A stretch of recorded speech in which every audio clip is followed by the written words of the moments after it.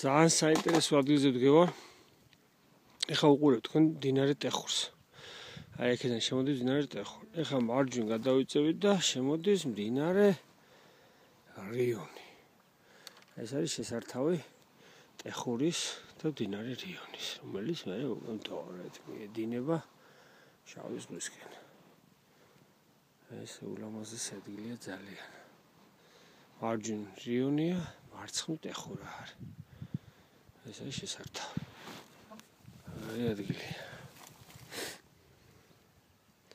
ბეტონო ფიქსირებთ. სალამასი ასე რომ გადმოგიგზავნით YouTube-ზე სავტვირთავ და ისიამოვნეთ 6 ნოემბერი 15 წელი. ავადროებით ვაგრძელებთ ნადირობა. ეს კიდე რიონი მიდის და მიდის.